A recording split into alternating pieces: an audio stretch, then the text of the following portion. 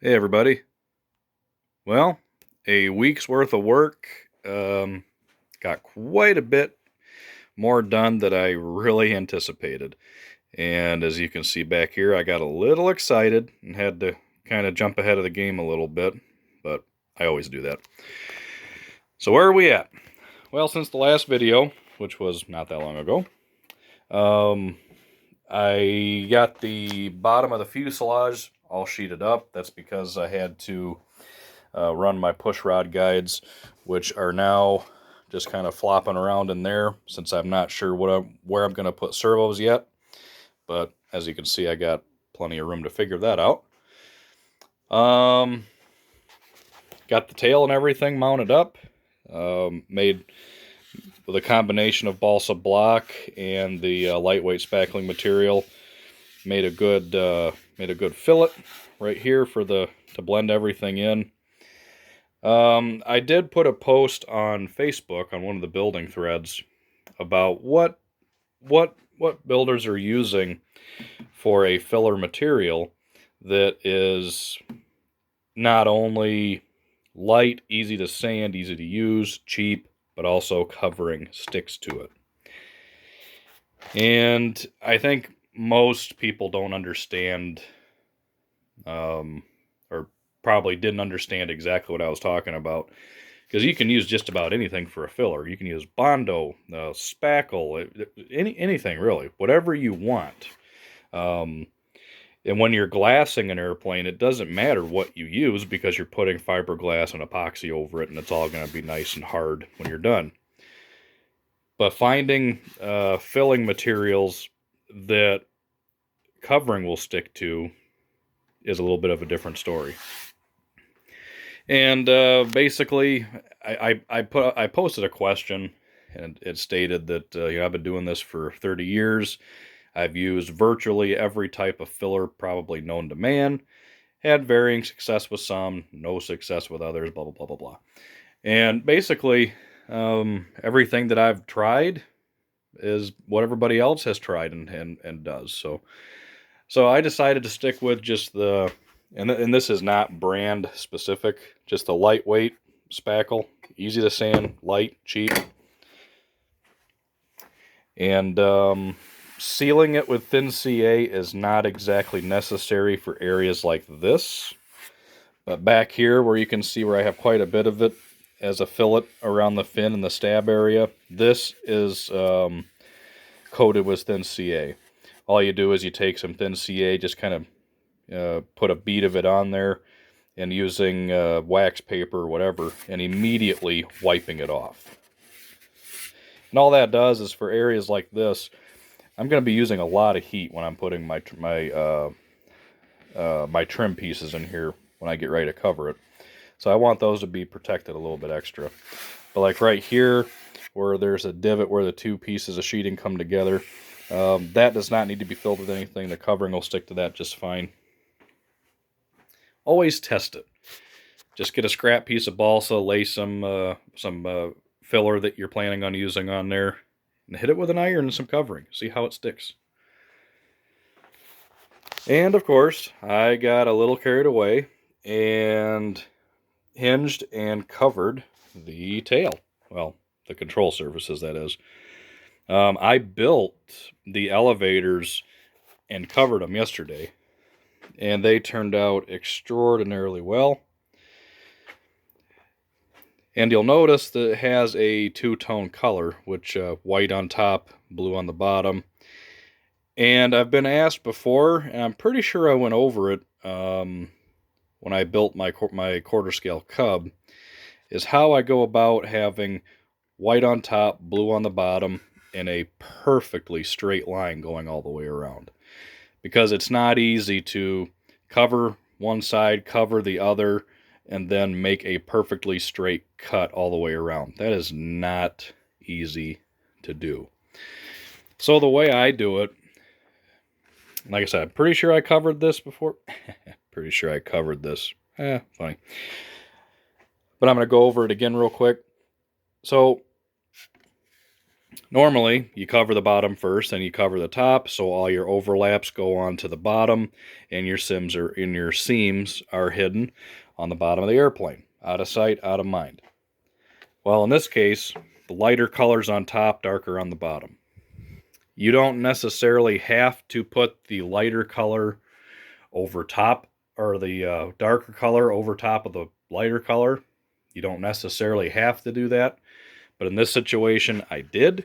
So what I did for this is I covered the top of the elevator first and overlapped onto the bottom just slightly. And normally, then you would cover the bottom and then try some of the various methods of cutting a perfectly straight line all the way around. Yeah, I don't think so. So what I do, hang on, trying to move this with one hand and not break things, and yeah. So what I do is once I do the white, it's overlapped to the bottom, I take about a 1/8 or a 3/16 pinstripe of the blue, and I wrap that stripe all the way around. You can't see it, but even the leading edge up here, all the way around, and wrap it completely. And that gives me my perfectly straight line all the way around. Then once that's applied, then I go ahead and cover the blue on the bottom, overlapping that onto that pinstripe that I put on. And you can't tell that that's how I did it. I mean, that's the whole idea. There's tools available on the market that can be used for cutting real fine lines like that. And I've had varying successes with them. So I don't use them. I've been doing it this way for a long time, and it works out well. And yeah, I can't believe how I have not built one of these yet. This has been a plane I've wanted to build for so many years. I've had the plans forever, and just now getting around to building it. Why has it taken me so long? I don't know. I mean, look at that. That dihedral in the tail being elliptical shaped. It's just beautiful. I love the Globe Swift. Such a sweet airplane. I've gotten a lot of comments of those that say, what the heck is a Globe Swift? Never heard of a Globe Swift. It wasn't exactly a popular airplane. Not sure how many were built. There's still a ton of them out there. And a lot of different versions as far as what people have done to them. So when this one's done, it's technically going to be a Super Swift. And all that really entails is a much more streamlined cowl, and it has the shorter wings. It has more of a Bonanza style wingtip versus the rounded wingtip like this. So this would normally have an 88-inch wingspan. It's going to be 82 when I'm done. But when you look at this airplane, it looks like you can see a little bit of Spitfire in it. You can see a little bit of P-51 and a little bit of Bonanza. It's just the perfect combination. Absolutely love it. So I am now about ready to order the wood for the wing. Keep moving this thing around. Don't know why. Everything looks the same no matter how you look at it. So I'm going to be slowing down a little bit. So I'm not going to order the wood until this coming Friday. Because, yeah, I'm still a poor maintenance man, so got to wait for a paycheck before I can order anything else. So in the meantime, I mean, I've just been doing little things that don't necessarily have to be done now, but now I don't have to do them later. Like, the hinging and covering of the control surfaces, and oh, look at that. Just perfect. Love it, love it, love it. Such an awesome, awesome shape. So in the meantime, while I'm waiting for my wood order for the wing, well, I'll be waiting as soon as I order it. I can finish up the cowl, at least to the stage where it's all planked, it's all sheeted. Then I can start kind of filling it in to the fuselage, but I won't be able to finish it because I can't sheet the front portion of the bottom of the fuselage until the wing is built and fit to the airplane. So you can see there's no wing saddle. Basically, there's going to be a mounting block in here with balsa blocks added to that. So the wing is going to be down here, and it's going to be plugging into this former here with two dowel rods.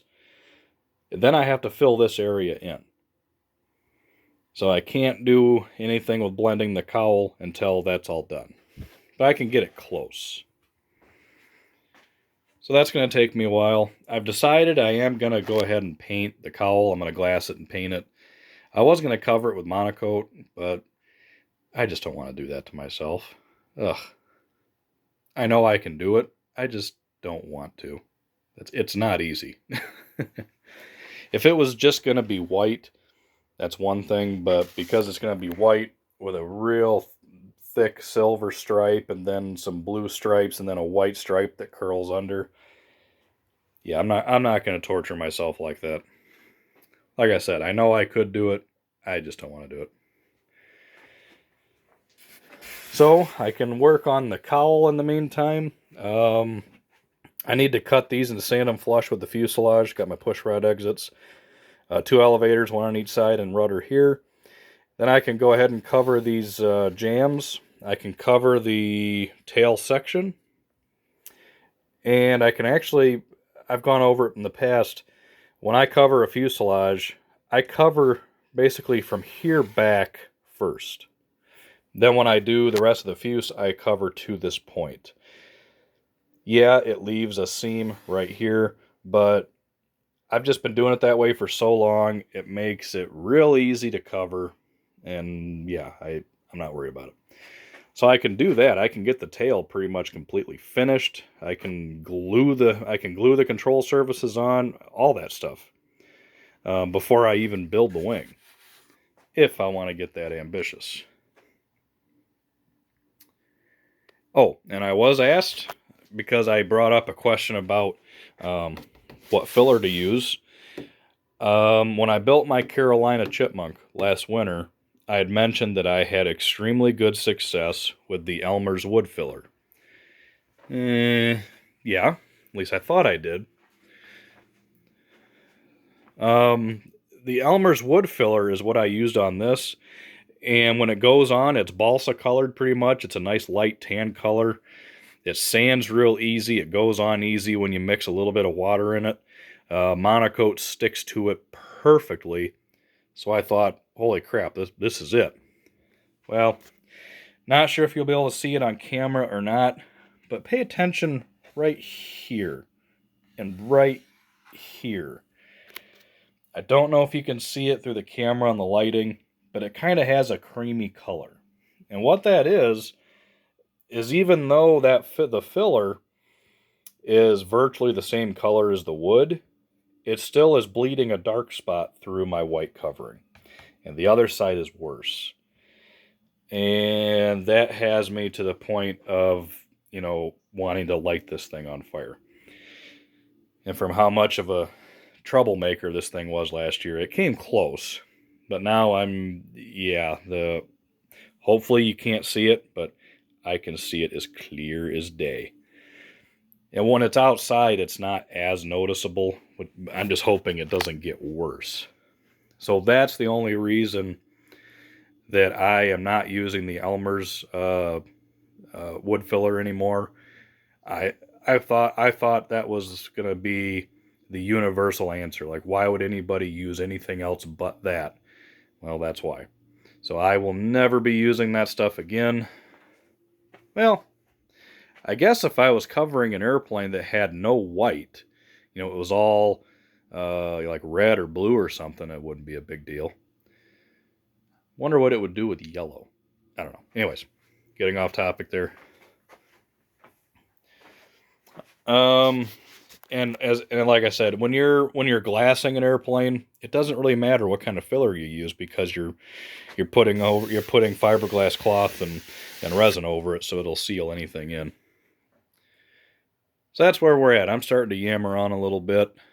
I wanted to get it to this stage, just to show what 1 week's worth of work will do, and that's awesome. I mean, I'm beside myself. So you can see it took quite a bit of filler to blend this area in, as I mentioned in the last video. I don't know what Corvin was thinking when he drew the formers. So you can see the formers just sit on top of the braces that hold the sides together. I could have redrawn them, I guess. They should have been a little bit wider to compensate for the top skins being thinner than the fuselage sides. So there wouldn't have been a step right there. So it took quite a bit of filling to get everything evened out, but once it's done, it's good to go, and it's just as smooth as can be. But yeah, quite a bit of work to do that. So that's where we're at. May not be doing a video for a while, since I'm not going to be able to do much that's, going to be worth making a video of. So it may be a while, but you never know. If I can get some materials and get some real progress made. I still have to figure out what I'm going to do for retracts, trying to find ones that'll fit the mounts that are drawn on the plans, or if I'm going to have to redesign that whole thing. So the wing could really take quite a while to do. But that's no big deal. Technically, winter hasn't even started. Don't have any snow yet. I mean, here it is, Christmas Day. It was 55 degrees and rainy, and then turned sunny. So, not even really winter yet. Alright. Well, I'm going to go back and watch some TV. Later.